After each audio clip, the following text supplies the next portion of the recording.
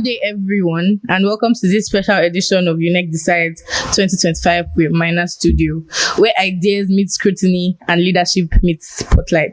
My name is Asogwa Daisy, and I'll be your host for today's session of Unec Decides 2025. And joining me today is one of the candidates for our forthcoming elections. I'll let him introduce himself. Thank you very much. My name is Ekweremadu Divine Chisom. I'm popularly known as Senator D, and I'm an aspirant for the office of the Student Union Government President. That's the very top seat of the government. Thank you very much. Thank you for that introduction. So I just want to ask you, what inspired you to run for SUG presidency? Okay, the inspiration behind my candidacy is just as the very one that I had when I became class rep in my first year. It's because I recognize that every group needs leadership, and leadership is what creates the opportunity for the voices of the people to be heard. Because as we all know, when everybody's talking, no one is talking, and there's always going to be people who their voices cannot be heard, not because they cannot speak, but maybe because they have limitations. And a leader should rise above those limitations to make sure that the voices are heard. So it's representation, and it's about advocacy. It's about opportunities. And that's the reason why I'm running. I'm running because I see problems that I can solve. I see the voices of Unec students that are not being heard. I see opportunities that we can attract and bring to the University of Nigeria Enugu campus. And I see a future where all of us, together can build the Unec of our dreams. And I want to spearhead that movement with everybody joining me, and that's why I'm contesting for the office of president. Thank you. Okay, that's nice. I heard you say class rep, leadership, so that means there's a pattern of leadership for you. Okay, a leader always has a vision, so let's talk vision. What is your vision if elected? What do you plan to? What do we gain from your administration? Okay, to be very straight to the point, when I chose the nickname Senator D, it was because the Senate is the highest level of representation, and many people think D means divine, but D means difference, and that just means that I aim to be a representative with a difference. When you ask the vision for contesting for SUG president for the students, one begins to think I'm going to mention all the things I'm going to build and list out, the structures that we're going to develop. While those things exist, it's important for the next students to know why the student union government exists in the first place. It first came up because students in West Africa who were in London needed a voice.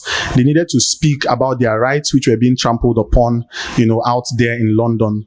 And this is why they formed the first ever student body. Years later, the first one was formed in Nigeria, which was in the University of Ibadan, when their rights were again being trampled upon, and they needed to bring themselves together and speak with one voice. And they really, really made landmark. If you research that, you find out that they made a lot of impact. And that is what originated the student union government. So there is no vision of mine that will exceed being able to represent the students of University of Nigeria Enugu campus. That is the hallmark of my government. The ability to advocate, the ability to represent, and the ability to speak for them.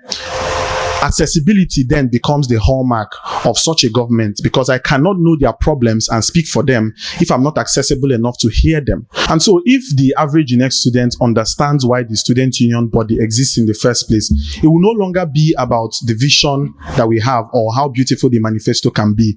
It will now become what the students should expect from every government, right? Irrespective of, the diverse specific interests that each candidate may have. And one of the first things I would like to highlight is accessibility and availability. In my past 4 years leading the University of Nigeria Enugu campus, of course, when I crossed over, before then I was class rep and of course president of the first year Basic Medical Science Students Association.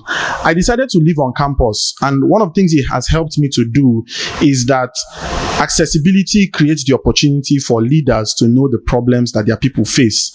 Availability opens the doors for those people to actually come close enough to understand how they can bring these things to your notice. Even when they can't speak to you directly, if you are available enough, you will just pick it up. It's like Bluetooth, it's like Wi-Fi. You pick up these problems because you are in the midst of the problems. And so I decided to live on campus, and I discovered that you can bring water to the students, but if it's oxygen that they need, no matter how clean the water is, then you have not brought what they need. And this is just metaphoric to say that no matter the plans that you have, they must be matching the needs of the people. And that is what availability and accessibility creates. It helps myself as a leader to know the needs and then address it. And in the past 4 years of being accessible and being available to Unec students, I have discovered some very basic and necessary things that my vision would entail.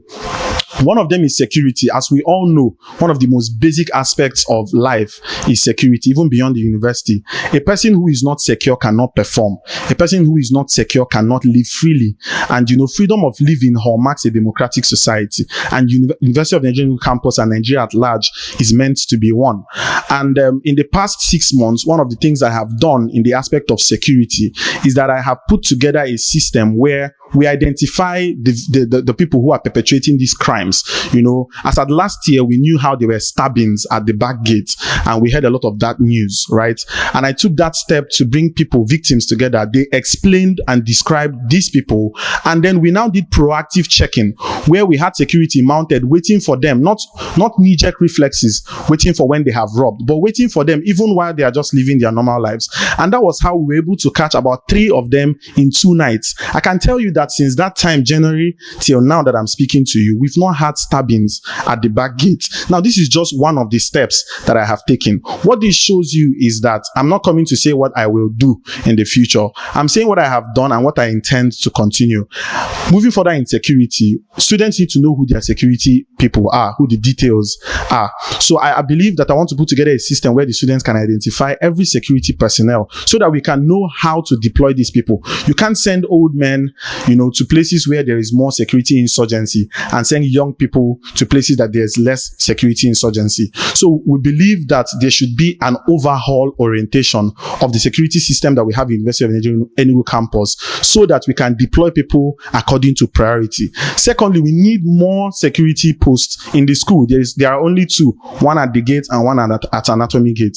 And these 2 are, functional to an average. But I believe that if we had more, then there is more strategic positioning of the security individuals so that when cases like window men arise, then students can run to somewhere and get help, right? I cannot elaborately speak on it, but it's all captured in my manifesto. Furthermore, is to create a helpline. UNEC needs a helpline, a line that every student who has a problem can call and get answers to their problems. And it should not be a line that when you call, they come after an hour.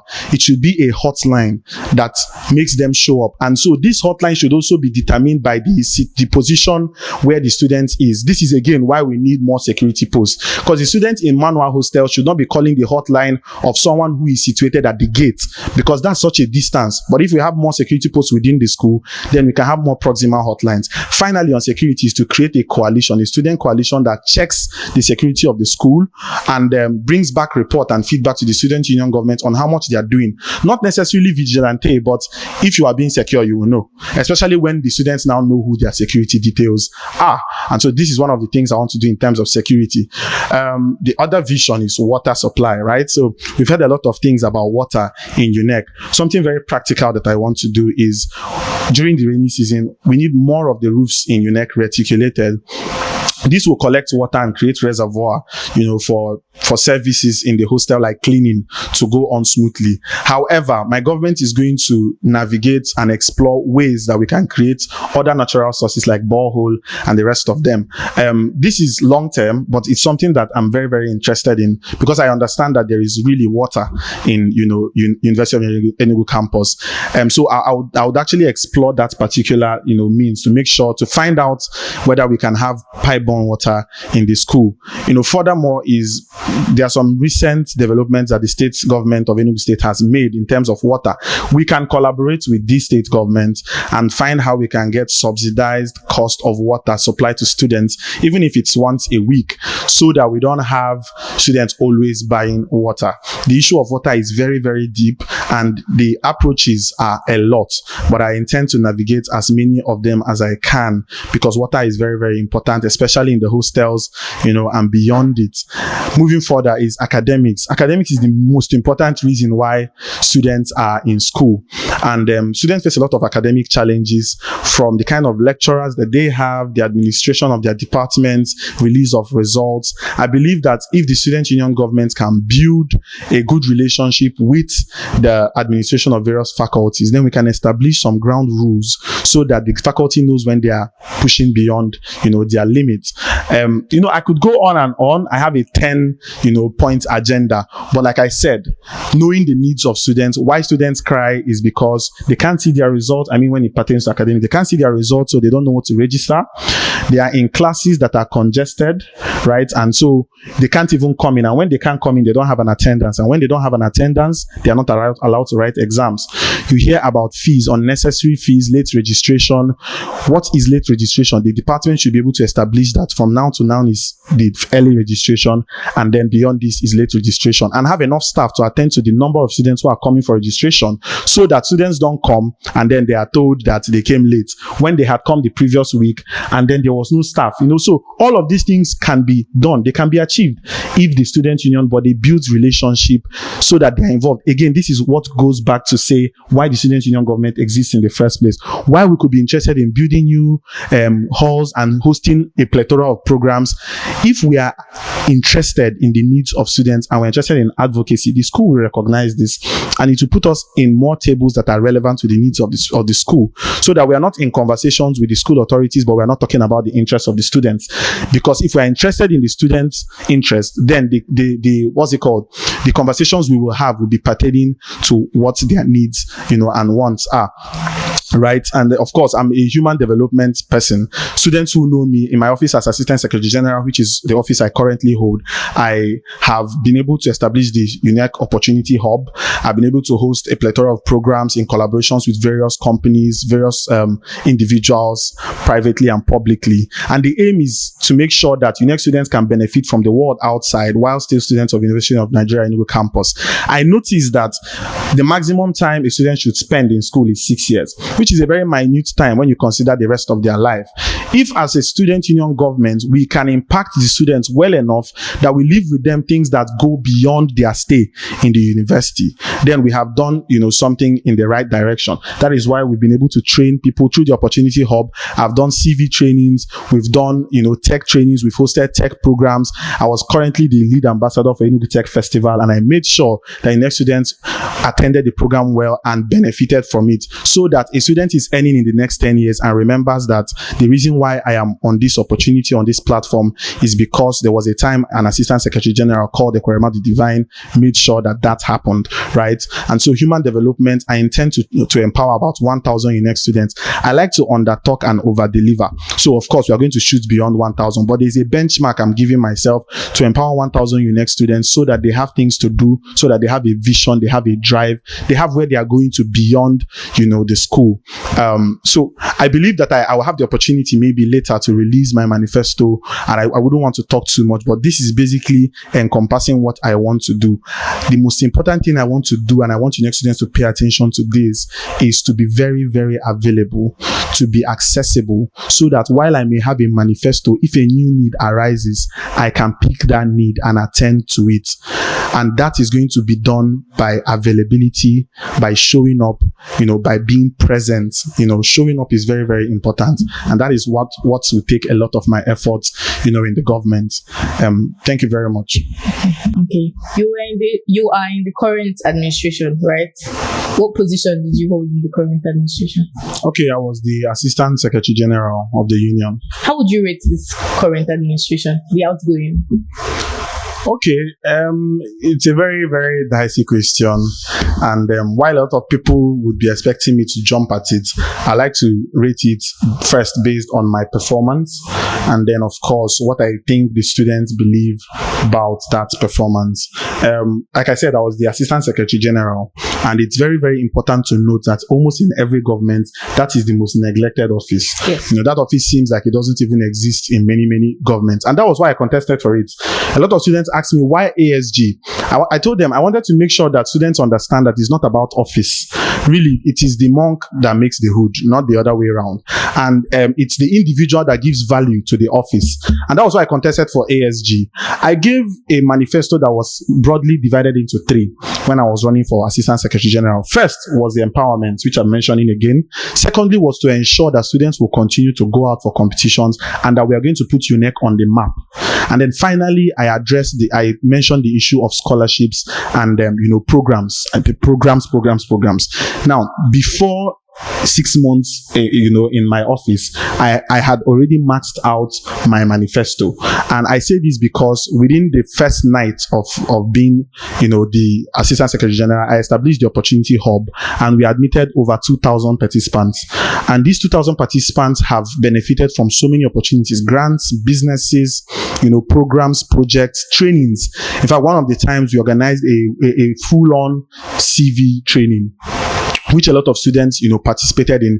Beyond that, we've gone ahead to do so many other forms of training, in collaboration with other people. Another thing that the Opportunity Hub helped me to do is that whilst you may say the office of the ASD cannot do a lot, we were doing things through the Opportunity Hub. So really, we're not so limited because it's an Opportunity Hub and opportunities are endless.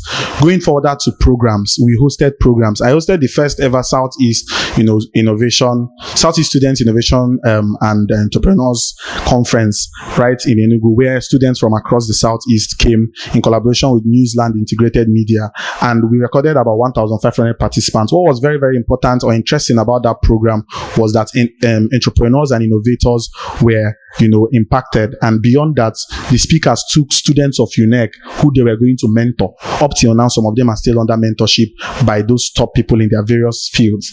And then, of course, I mentioned competitions. The Office of the Assistant Secretary General in the past had been limited by fundings, so we had issues with attending a lot of programs. It is important to know that I led Unec students to victory at the Enugu State Students University Debate Competition, where we contested against 6 other universities. I also led Unec to victory again, where we came third in the Debate Cool It, competition, which was across the whole state by more than 20, tertiary institutions. We also went to Port Harcourt for the National Orientation Agency debate competition. We had also visited Abuja, where I took a student for the National Spelling Bee competition, and we came second in the Southeast. I can go on and on, but what happened was that we trained debaters, we trained spellers, we trained essayists, and we made sure that Unec students at every point had people to had the representation and were able to represent the school at various levels in competitions. This is the duty of the office of ASG,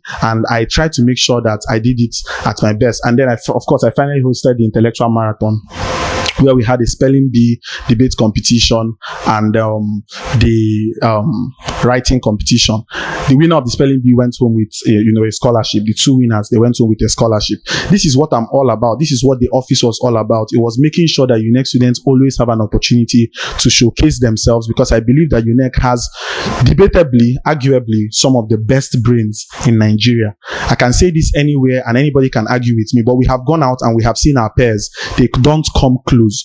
What Unec lacked in the past was an opportunity to show it, and I made sure that we brought those opportunities and bridged that gap as in my office as Assistant Secretary General. I went further to do other things, scholarships and the rest, but I don't want to mention them because they're not really in the scope as Assistant Secretary General. So I would rate my performance as ASG to have been beyond what I promised, and that was really the aim. The aim was not just covering my manifesto, but going further to do more, because there's always more. We can always do more.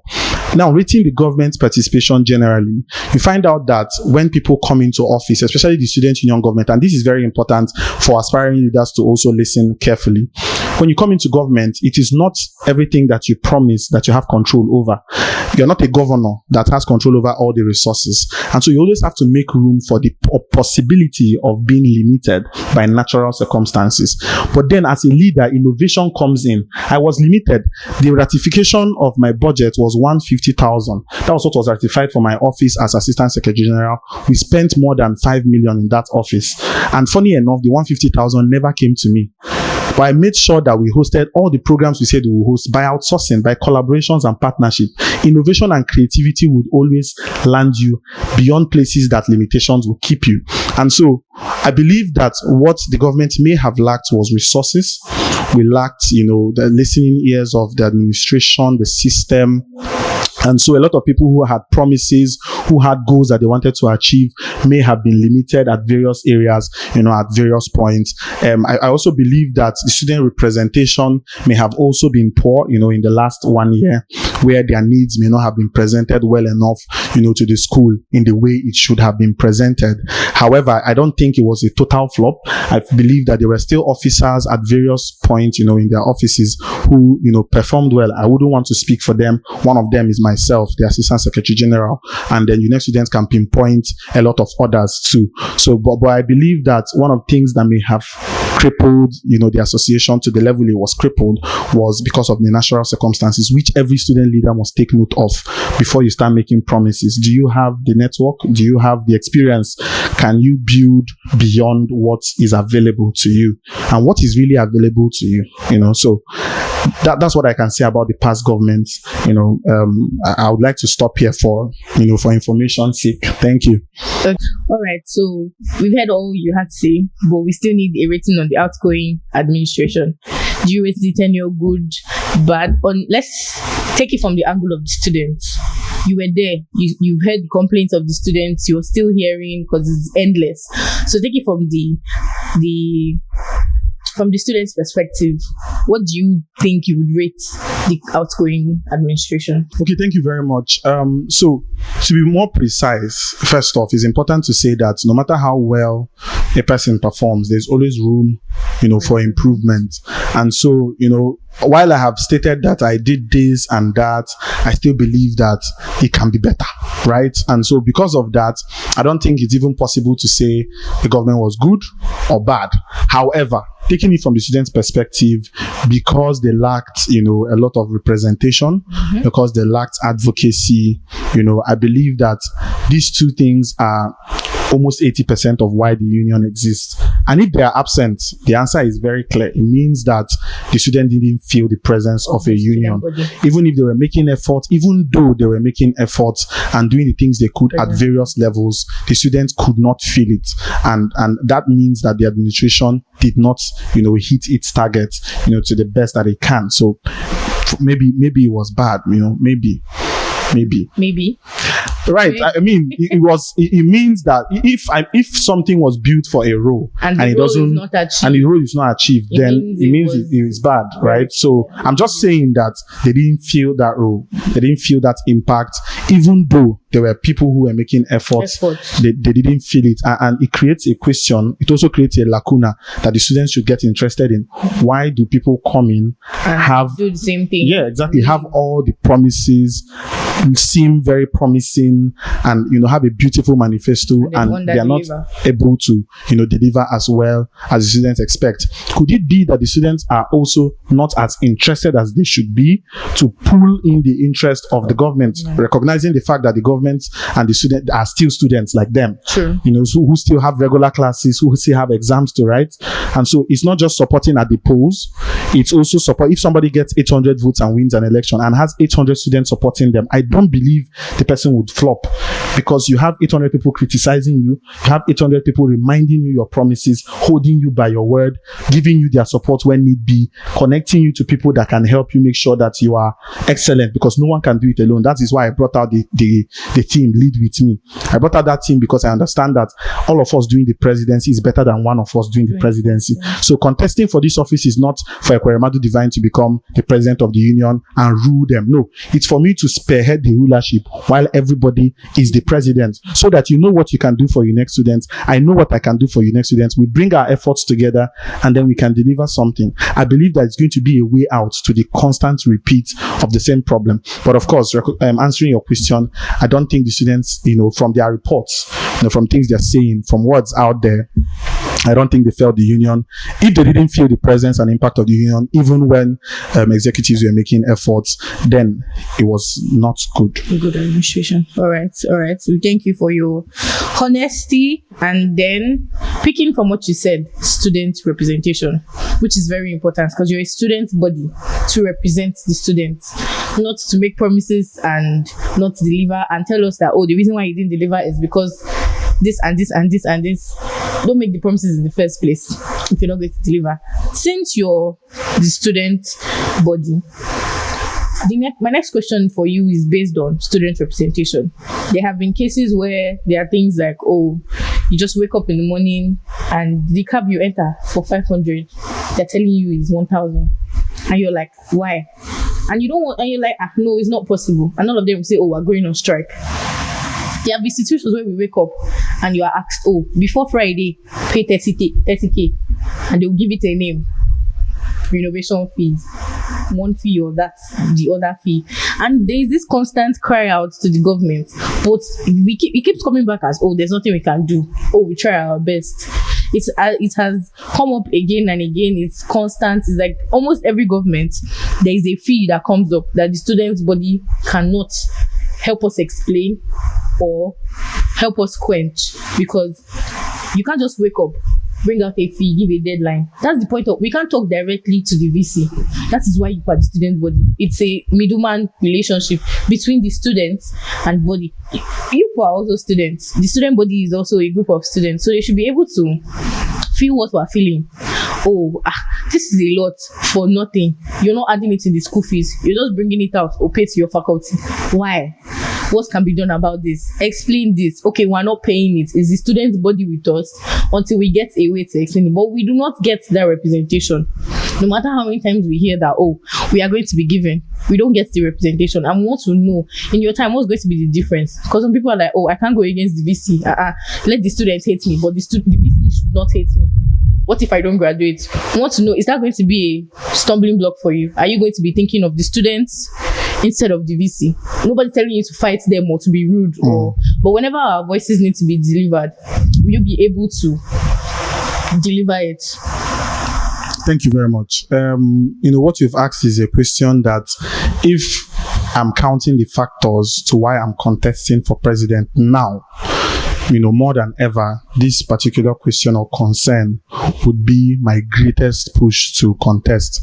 And that is the concern that the students may not have been able to recognize how to do representation. I say this because you learn leadership, we learn conflict resolution, we learn diplomacy, and a lot of times we lack in it because we don't know how to do it.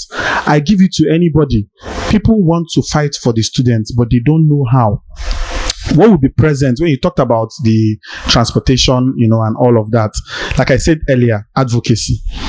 It's going to hallmark my government. If there is anything that is present or something I can promise you next students, is that when they need a voice, my voice will cry for them. I've built a relationship with the road users, the transport people, and I found out that they have a union. And that union is meant to liaise with Director of Transport, the Office of Director of Transport, and the President. And they are meant to, co-see and manage that particular union. But a lot of times you find out that that interaction is not there. That particular alliance is not there. So they go on meetings and then they decide to raise a fee. They discuss it probably with the school administration, but the student body is not aware of it. And they start charging it even before the student body is aware of it. And so it's better that the student union releases a memo, does a congress to explain that, okay, there will be a recent increase, because all of us understand the problems in the states, in the government, right? So that there will be a recent increase. It is due to this. However, we have given this time frame for Unec students to adjust to it, before which it will be done. And this particular memo should be communicated also to the transport users, because we are their customers. If there are no students, they won't work. They won't do their job. No matter how much strike they go on, they need the students. Now, what I have just said to you now makes sense because I understand diplomacy. It is diplomacy that establishes this wisdom. The wisdom to make sure that before something happens, especially if it's going to discomfort the people you are leading, they know. And you create a system that kind of shock absorbs the shock of that change, right? That is about, increasing fees that are reasonable. Yes. Now, about the unreasonable ones, we may term it unreasonable. And recently I was at Signature TV and I was talking about why these fees are called unreasonable by the students. And the reason is because, one, we hear these fees for what they are meant to be. The name you say they give it, but we don't see these fees, replicated in that particular aspect.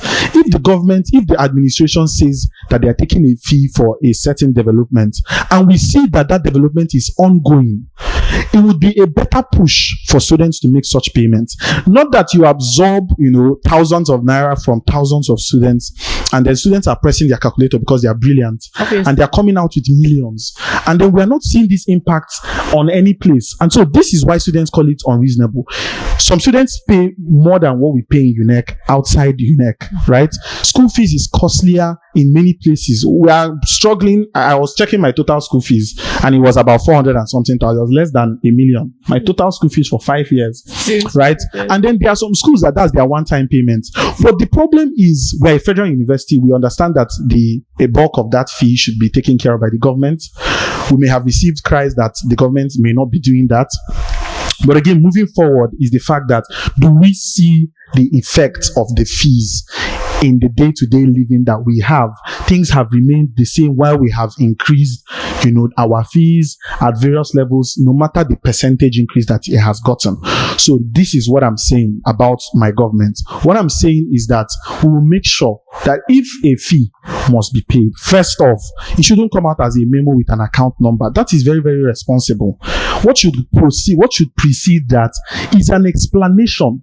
In most cases, a press release.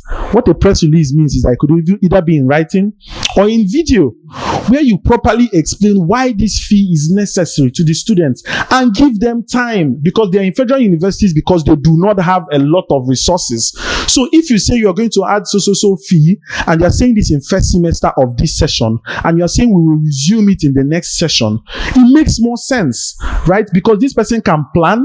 Those who are taking care of themselves can work it out. Those who don't have a guardian that is, that is buoyant enough can actually take time to prepare, because it is the discomfort that these fees bring that hallmarks the cry that students make. It is the fact that I'm still struggling with 5K in a week, and you are saying bring 30K before Tuesday, right? So what I'm saying is that we should, and again, this is what I talked about, advocacy. Because my union would be constantly representing, even when there's a need or not, we will constantly interface with the school administration so that we know the plans that they have. Every leadership comes in and they have a plan. They have a template. I don't believe they just wake up and release these things. They must have talked about it, had meetings. The student body should be part of those meetings. They should be part of those conversations that bring forth those developments. So that if students are asking, you're not telling students, I don't know. You are saying, from the last meeting we had, this is what we talked about. This is how we stood in for you. I'm not saying I'm coming in to fight, the school administration. Nobody would do that. But when you speak as president, you speak with the voice for Unec. You speak with the voice of 15,000 students. And I don't think that's a murmur. That's a very loud roar, because we are lions. And I believe that if the administration is hearing this roar as loud as it should be, in the most polite and diplomatic manners, then they will begin to pay attention to it, right? So this is what I believe. I think that getting involved in the administration, collaborating with them, except the administration now directly fights the government. Yeah. And then what do? You quickly communicate back to your students, because you are accountable. You were voted in. So you're not yourself. When I speak to the administration, I don't speak as a Kwerema the Divine. I speak as University of Nigeria New Campus. And so when the school is doing something and I'm saying, this thing is going to limit what I should be doing, and I quickly communicate back to the students, this is the problem that we're currently facing. Communication is very, very important. Very important. The students should know the problems you're facing, because they know that you're a student too. You shouldn't be out there on the wall, left to hang dry, facing all the challenges, facing all the problems, and then the students are not aware of it because you want to be strong or seem strong. No, you are not strong as an individual. You're strong as the president, and the president is all of us, is the entire studentship of the school. So I'm saying that what will be different in my time is that explanations to these developments will precede the developments. If they are necessary, they will be allowed, of course, after they have been properly explained, and contingency plans to make sure that they are as as comfortable as possible have been made. And then, of course, to create the platform that punishes, or takes back those kind of developments that have not been properly communicated, have not been properly explained, and there has not been a system to make that development comfortable. Then, of course, we're going to step on that and make sure that it doesn't pull through, especially when you have all these transports or food sellers, water sellers, raising prices and all of that, late registration fees by various, all these things should have, better explanation, not as a war. If you build a good relationship with the HOD and tell them to properly give us a calendar, when is late reg, when is early reg, how many staff should be here, how many can they attend to at a time, how many should come at so and so day. If they came and they didn't register and their names are put down and they come in next week, which is the late registration week, should they be charged a late reg fee? Right? So these are questions that can be answered if we are interfacing. I don't believe that interface has existed well enough, and I want to build it where the union knows what is going on at every department level. It's a lot of work, but that's why you're the union. That's why we're taking up this mantra. Thank you. All right. So we've heard from the candidates. We've heard his extensive explanation. So once we go on a break right now, we'll be right back with more questions and more discussions. Have you been looking for an affordable, intimate space to host your birthday shoots, your wedding shoots, naming ceremonies, your after induction parties, mini hangouts, tech conferences, the hangouts with the girls and guys? Miners Intimate Space has got you. And the beautiful thing about these places, it comes with media assistant, lights, a DJ, mini decorations and seats, and the whole space for just you. So call it proposals. We have a customized Will You Marry Me sign here. Your girl doesn't like public proposals, so why do you keep taking her to internship when you can just come here and get a special proposal for you and your woman? Call any of the numbers showing on your screen right now to book a slot at Minor Studios. Okay, so we're back, and I know we all want to continue drilling our candidates, but things are already getting hot here, so maybe we'll play a few games. Let's do a this or that with our presidential candidates. Okay. All right, so IJ or GH hostel? That's which one I'll pick. Yes, which one would you go with? Is this or that? So you have to pick one. I'll go with both. Is there an option for both? No, you have to pick one. Have you been in the both? Yes, I've been in both of them. And so which one is better? Which one feels better? Abi was better to stay? Well, I feel like both of them have the challenges that they face, right? So I'll still say both of them. But then, because I'm a lover of football, I think the GH has this lounge where they play football. Where, not even viewing, they play football. They have a space where they play. Yeah, where they play inside the hostel. Whilst IJ has more of a basketball court, which needs to be renovated. I think you people should give the girls' hostel a swimming pool or something. Okay. Let them have something. Okay, so next question. Manua girls or Ibiam girls? These questions are setups. They are. The thing with hostels is that except one has connection, it's difficult for one person to get a hostel, back to back. So if one was a Manua girl yesterday or last year, person can be an Ibiam girl next year. Let's judge from now, Manua or Ibiam. I must set you up. You need to. One of them needs to dislike you. Oh Lord! So most of the things I do around Manua area. However, I have a lot of friends who stay in Ibiam. It's the largest girls' hostel. Yes, it is. So it means that if you had 10 friends who are in the hostel, 5 most likely are from Ibiam. So, and then there's Ibiam's lab. I don't spend a lot of time there, but I pass there. I have a big billboard in that place also right now. So, I don't know. Ibiam has a lot of people that I know. I also know people in Manua. I do a lot of things in Manua. My favorite shop is in Manua. I don't know. It's hard. It's difficult. Can you answer our question, please? Okay, because of where I would, always be doing stuff, going and all of that. Maybe Manua. So Ibiam girls, he chose Manua girls over you. No, I didn't. I hope people noted this. I didn't. Okay, so for night class, Coscharis or Hessa? My choice used to be HESA because there was no light in Costaris. But when I was coming out for ASG, I collaborated with someone to light up Costaris. So now there are bulbs in Costaris, courtesy of myself and Santo. So, and HESA has, a lot of rules because of security and all of that. And I move a lot. I'm also not a night class person, really. If I was to go to night class, maybe Costaris, maybe. So you're picking Costaris. Well, now that I've lit it up, maybe. Makes sense to be there. All right. Okay, so let's go to like eating spots. Open Sheraton or Corner Garden? I used to, when Corner Garden wanted to expand, I used to be the ambassador at some point for Corner Garden. Open Sheraton has my heart because they capture me in a way. They speak to my, personality and all of that. So where I eat now, in fact, it's like everybody knows, Unec students know that if you want to look for me by 2 p.m. in Unec, check Open Sheraton. I'll most likely be there. Yes, so tomorrow 2 p.m. he'll pay for your food. Okay. Okay, so yes, another eating spot, Mayflower's Confectionery or 042 Donuts.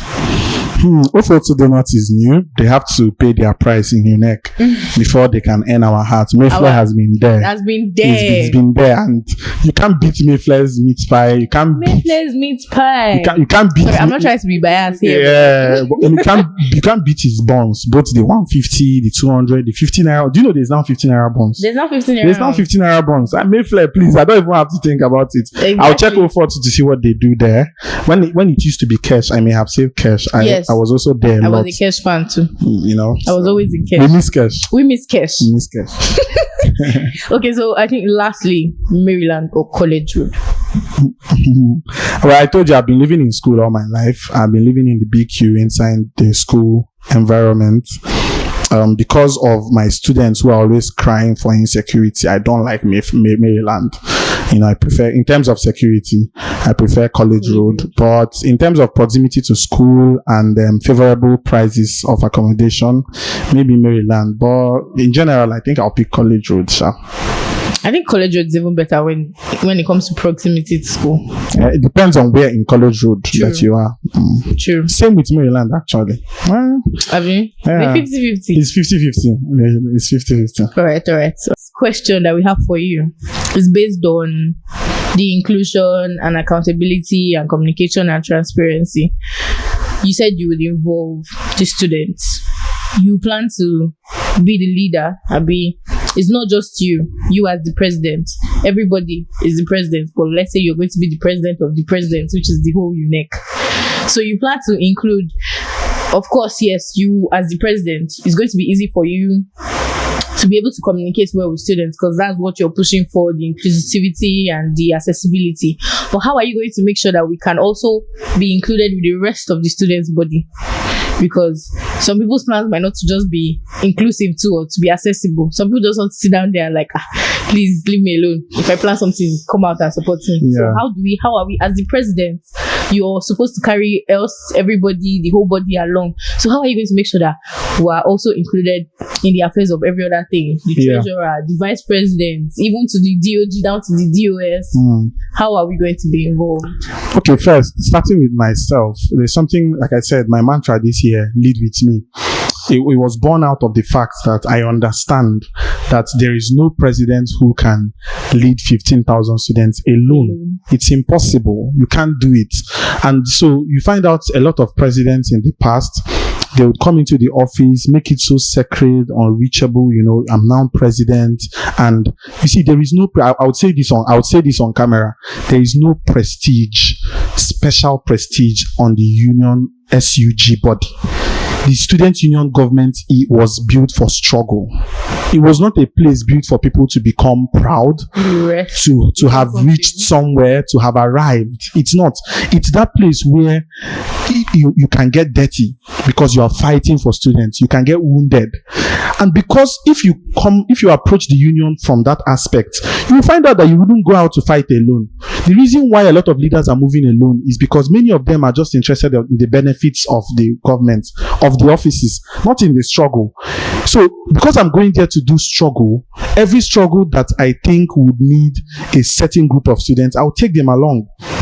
If you're going to struggle for something in the department, you have to work with the department leaders. That's why there's a departmental government. They have presidents, they have vice presidents, and the rest of them, including them. Now, before you know the problems of that department, you need to have been able to be accessible by the students of that department, interacting with them, so that from the interaction you can elicit the problem. And when you elicit the problem, you begin to know what you are solving. Because again, I would say it, if you take water to someone who needs oxygen, you have taken rubbish to the person, even though water is good.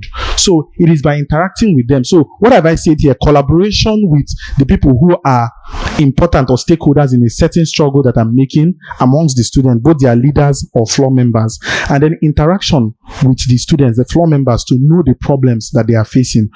Now, it goes both ways. Whilst I get the problems that they face, they also understand the progress I have made. Yes. Because if there is a feedback, Senator D, there's this problem in our department.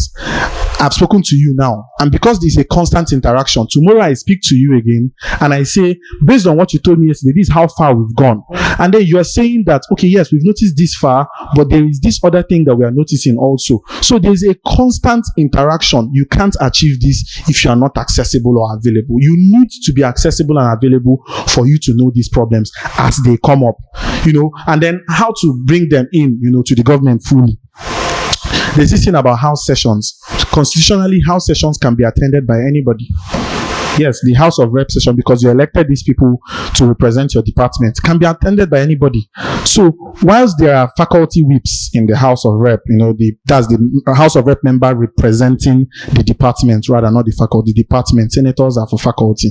Now, while there are those whips who are meant to communicate, I believe that the government, as the executive council, in terms of their plans and progress, should also have something like a JCC, where you have student representatives who are working and relating with you and relating with the House of Representatives, so that generally students can understand what has just happened in the House, what is going on with the Executive Council, and be able to pair these things together. Because you see students saying the Executive Council and the House of Rep are fighting, maybe because they just heard one gist, and it's not a complete information, and there's nothing. What poison is incomplete truth. And so if the students are brought in, this is what happened in the House session. Frequent release, I plead and I pray that if the incoming speaker, if he's listening to this, House session decisions should be made open. This is what we talked about in the House. This is what we're deciding to do. Same with the Executive Council. When you have a program, make it open. Bring people in to the planning of that program. Let students know. And don't bring in just your friends. Bring in people from across different faculties to be part of planning that program. Because there are students, I'm telling you, while you may have a director of socials, there are students who have more social energy than the director of socials. Yeah. Again, that's why I talk about lead with me. As president, I may be having a need from Anambra State because I want to attract an opportunity to students. I'm from Enugu State. You would see an unassuming Anambra student who has a parent that is a friend of another friend, who would immediately link you up with that opportunity. And then it happens. You can't do this if the students don't know that you want to get that connection. Of course, they won't know if you're not interacting with them. If you're not open to their criticism and their help. Because the problem with student leaders is that they want to open their doors only to help. It comes together. If I open the door to you, when I'm flopping, you should tell me. When I'm doing well, you should help me. And so, when you lock off the door because the students are criticizing you, you are doing yourself harm. When they criticize you, keep that door open, because as you keep it open, help will come through the same route. So, keeping the doors open to interaction, constant communication, having a JCC, a joint campus, community, joint campus caucus, where you have students who you constantly engage to help you relate, and this could be picked from the departmental or faculty executives. It's just to the discretion. It mustn't be an official appointment, but it's something that should exist so that the students constantly are involved. And again, having people who are involved in a particular struggle join you in that struggle. When students from EBM cry to you about a problem, why are you going to fight that problem without students from EBM? Go with students from EBM. They know what to say. Let them say it how they don't think that they are going to say something that will make go with them. You can train, you can school them and say this is how you should present yourself, So, but and the hostels even have hall governors, right? So there's so many ways to reticulate this thing. It's meant to build up like this. These governments are not meant to exist on their own. Departmental governments are meant to work with class leaders. Class leaders are meant to work with departments are meant to work with faculty, faculties are meant to work with the executives are meant to work with the hall governors and the rest of the council are meant to work with the House of Rep. It's meant to be a complete government. That's what is a student union government. And if we make that cycle complete and work as a circuit, then we would achieve accountability and transparency at every point. All right. So you're saying we're going to get a cycle? Yes. Yes, I am. A walking cycle, not just any cycle, a walking cycle, because the cycle can be there and message will still be flying from the class rep to the faculty, which will not make sense. And then that's where all the fights come in. Oh, okay, they did not tell me and they went to the faculty, so they should go and find their answers from the faculty, because students really find the tiny things to cause fights. I'm glad you know. All right, so okay, that's I think that's enough questions. Okay, let's focus on you now. I've been asking what will you do? We want to know something fun about you that we don't know normally. Like, what is that thing that Ekweremadu does? Because we just see him, spelling bee, debates. Please, tell us something fun that you do. Okay, well, fun. When you take on the life that I have taken on, you find fun to be a luxury. I miss when I could have fun. I'm a medical student, right? Yes. And to be excellent at being a medical student and still deliver the way I've delivered as Assistant Secretary General, as President of Enugu State Students Association, where I forgot to mention that I gave 20 students scholarships. This is like, in tandem with what I said about empowerment. So to be able to do that, you have very little time, right? Students who know me know I like football, right? So I like to be on the pitch, and if I'm on the pitch, I'm eating noodles, walking around the pitch with noodles. So wherever they are playing ball, you would most likely find me where they are playing ball. Another fun thing about me is that I like music. I like music a lot. When I walked into this studio, the first thing I did was to ask for music to be played. I like music a lot. I don't know if it's fun because my music choices are quite weird. Do you dance? But I can vibe to songs. But you cannot dance. I can do some steps. Don't ask me to try. I was going to. No, don't ask me to try. No, he cannot try. He cannot try, but I like music a lot. And then finally, I like gist. Okay. Yes, I like gist. That's actually one of the things that has helped me in the whole accessibility stuff. Yeah. I like students to gist. Tell me what is happening. Oh, have you seen what our class rep did recently? So I like gist a lot. I gist with my little sisters. They tell me about the guys in school, and all of that. So I like gist a lot. All these things don't happen all the time because I'm always very, very busy with students' needs and all of that. But if you come around with any of these things, you get the fun side of me. Okay, so the football you don't play, you just watch and eat noodles. Students watching this may begin to talk about the charity match. I was waiting for you to say, oh yes, I can play. Then I'll now be like, that charity match. I can play. These people who knew me in first year, they knew. I had an injury. There's evidence against that. I needed to make the game fun. I created that interview to sell the match. Sacrificing yourself. Which is what I always do, sacrifice myself. Sure. He cannot play. I can't. Okay. I'm going to stop there. Yes, but I like football. Good. I like football. Okay, it's one thing to like football. It's one thing to know how to play it. Okay, no problem. I will say nothing anymore about football. So the next time you see him eating Indomie, collect the Indomie and push him inside. Let him go and kick the ball. Okay, you can try. Exactly. Okay, so one last question. Based on this you're a presidential candidate, right? We've heard there has been questions as to why from just your department there are 5 or 4 candidates coming out as a department. Is one person not supposed to come out and spearhead this and be the leader? Why it's showing the lack of maybe unity in the department? Are we supposed to give our unity as a school to you if over 5 people are coming out from one department for an election? Because it's supposed to be based on the students, not personal vendetta. So if as a faculty or as a department, you come together and decide, oh, no, we have to push one person because it's the students that we're going against. We have to push one person that the students who vote for, the students will be able to carry, will be able to listen to the students and all that. Why are there still 4 other people? I would always take questions like this as opportunities, right? And one of the opportunities I would like to immediately shoot at or jump on is the fact that a faculty is not a political party. The Constitution does not recognize faculties as political parties, so they are not even allowed to host primaries, where you can now vote out other people and have one candidate. So that's why most of the time it's going to be deliberation, caucus meetings, pleading, diplomacy conversations to get one person out there. However, getting one person out there is not as important as the students recognizing what these individuals are made of. I don't even think a faculty of medicine student should vote me because I'm from the faculty of medicine. I believe that, and really, I have a lot of my supporters in this election. Thank you to them. Big shout out to all of them. I have a lot of them coming from different faculties of my opponents. So I believe that Unec is getting into a revolution where they understand that we should pay attention more to what these individuals are made of, because a bad leader is a bad leader, whether they are coming from your house.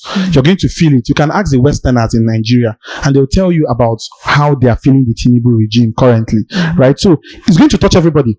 Good leadership will touch everybody. Bad leadership will touch everybody. So if you're supporting someone now currently because the person is from your faculty, while that bias is inevitable, I believe that you should pay closer attention to what these individuals are made of. So you as a person will be proud that you supported these candidates because of who they are. But then speaking to why there are a lot of candidates is because there's interest. The outgoing president is from the faculty, right? And so this has built the interest and involvement of the faculty in the union. So there's a lot of people who also think that they can give a shot at it. If your family member tries something out, attempts a feat, it becomes more possible for you to attempt the feat. And so there's a lot of people who have that ambition, and kudos to all of them, because it's very, very difficult to decide that I want to be the 001 of the students.